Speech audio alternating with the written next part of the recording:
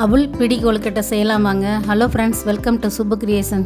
எல்லோரும் எப்படி இருக்கீங்க? நல்லா இருக்கீங்களா ஃப்ரெண்ட்ஸ்? இன்றைக்கி டேஸ்டியான, ஹெல்த்தியான, ஈஸியான ஒரு காய்கறி சேர்த்து அவள் பிடி கொழுக்கட்டை செய்யலாம் வாங்க. அதுக்கு என்னென்ன தேவைன்னு பார்ப்போம். அவள் ஒரு கப்பு எடுத்து வச்சுருக்கு. உங்களுக்கு தேவையான அளவு எடுத்துக்கோங்க எல்லாமே. அதுக்கு கேரட் துருவி வச்சுருக்கு, பீன்ஸ் சின்ன சின்னதாக நறுக்கியிருக்கு, வெங்காயம், பச்சை மிளகாய் எல்லாம் பொடியாக நறுக்கி வச்சுருக்கு, கருவேப்பிலையும் வச்சுருக்கு, தேங்காயும் கொத்தமல்லியும் எடுத்து வச்சுருக்கு. தாளிக்கிறதுக்கு கடலைப்பருப்பு, உளுந்தம்பருப்பு, கடுகு, பெருங்காயம். இப்போ அவளை ஒரு பாத்திரத்தில் போட்டு 2 தரம் கழுவிட்டு கொஞ்சமாக தண்ணி சேர்த்து ஊற வச்சிடலாம். இந்த காயெல்லாம் வதக்கிறதுக்குள்ளே அது நல்லா ஊறிக்கும். ரொம்ப தண்ணி வேண்டாம், பிடிச்சி செய்கிறது ரொம்ப சிரமமாக இருக்கும். தண்ணி கம்மியாக ஊற்றிக்குங்க. ஒரு 3 ஸ்பூன் எண்ணெயை கடாயில் ஊற்றிக்கலாம். இப்போ கடுகு சேர்த்துக்கலாம். கடுகு பொரியட்டும்.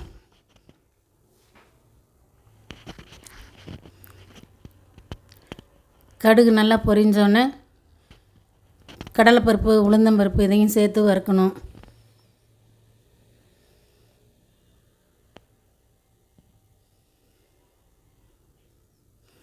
கடலைப்பருப்பும் உளுந்தம்பருப்பும் பாதி வறுபட்டதுக்கப்புறம் நம்ம வெங்காயம், பச்சை மிளகாய் இதெல்லாம் கொஞ்சம் ஒன்று ஒன்றா சேர்க்க ஆரம்பிச்சிடலாம். ஏன்னா கடைசியாக நம்ம நல்லா வறுபட்டதுக்கப்புறம் சேர்த்தோம்னா இந்த பருப்பு கருகிடும். பாருங்கள், கொஞ்சம் பெருங்காயம் சேர்த்துக்கலாம்.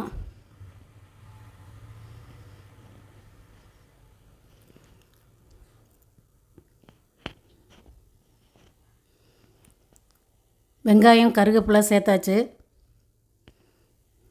ஒரு கலக்கி விட்டு பச்சை மிளகா எல்லாம் சேர்த்துக்கலாம். பீன்ஸு, கேரட்டு எல்லாத்தையும் சேர்த்துக்குவோம். இதையும் ஒரு வதக்கிட்டு அப்புறமேல கேரட் சேர்த்துக்கலாம்.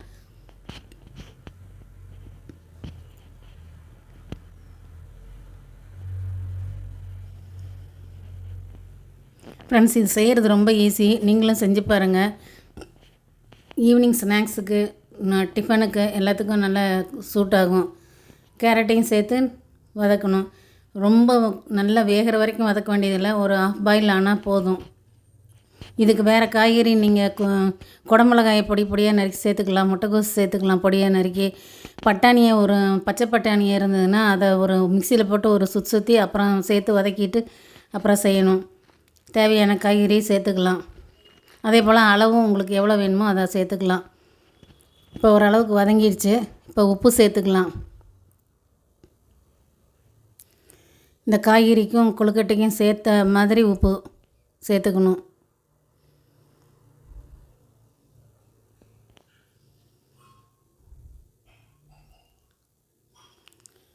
சேர்த்துட்டு ஒரு கலந்து விட்டுட்டு அவலை போட்டுக்கலாம். அவலில் தண்ணி இருக்கக்கூடாது, தண்ணியோடு இல்லாமல் போட்டுக்கணும்.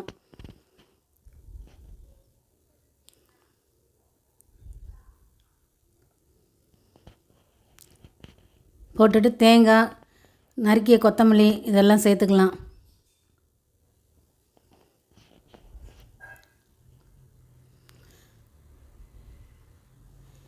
கலக்கி விட்டுட்டு ஒரு 1/2 ஸ்பூன் மஞ்சப்பொடி சேர்த்துக்கலாம். நல்லா கலராக இருக்குங்கிறதுக்காக மஞ்சப்பொடி சேர்க்குது. இப்போ பாருங்கள், எல்லாத்தையும் ஒரு கலக்கிட்டு அடுப்பை நிறுத்திட்டு ஆற வைக்கலாம். ஃப்ரெண்ட்ஸ், இது செய்கிறது ரொம்ப ஈஸி. நீங்களும் செஞ்சு பாருங்கள். உங்களுக்கு பிடிச்சதுன்னா எப்படி இருக்குதுன்னு செஞ்சு பார்த்துட்டு கமெண்ட்ஸ் பண்ணுங்கள். உங்கள் ஃப்ரெண்ட்ஸுக்கு ஷேர் பண்ணுங்கள். சேனலை சப்ஸ்கிரைப் பண்ணி பெல் ஐக்கான் ப்ரெஸ் பண்ணிவிட்டு ஆல் செலக்ட் பண்ணிங்கன்னா என்னோடய வீடியோஸ் உங்களுக்கு உடனுக்குடன் வரும். இப்போ நல்லா எடுத்து இறுக்கி கொழுக்கட்டையாக பிடிச்சிக்கலாம் கையில்.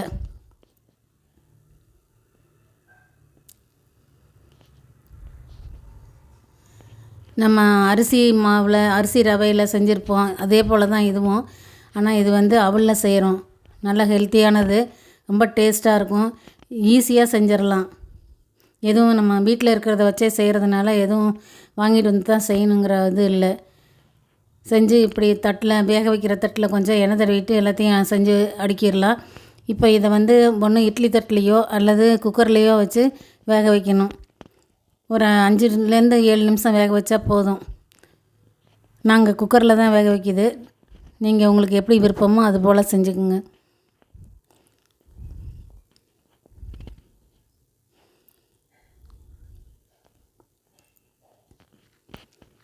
ஒரு 7 நிமிஷம் கழித்து நம்ம மறுபடியும் திறந்து பார்க்கலாம். பாருங்கள், நல்லா வெந்துருச்சு. நல்லா வாசமாக இருக்குது. தேங்காயெல்லாம் சேர்த்துருக்கிறதுனால கலர் மாறி இருக்குது பாருங்கள். முதல்ல இருந்த கலரும் இது இப்போ இருக்கிறது மாறி இருக்குது. அவல்லாம் வெந்தது நல்லா தெரியுது. இப்போ எடுத்து ஆற வச்சுட்டு நம்ம சர்வ் பண்ண வேண்டியது தான். இதுக்கு காம்பினேஷனாக ஊறுகாய் ஜூஸு இல்லைன்னா தேங்காய் சட்னி, சாஸு எது வேணாலும் தொட்டுக்கலாம். தக்காளி சட்னி எல்லாம் தொட்டுக்கலாம். எது போட்டு சாப்பிட்டாலும் நல்லாயிருக்கும். நீங்களும் செஞ்சு பார்த்துட்டு எப்படி இருக்குன்னு கமெண்ட்ஸ் பண்ணுங்கள். சேனலை சப்ஸ்கிரைப் பண்ண மறந்துடாதீங்க ஃப்ரெண்ட்ஸ்.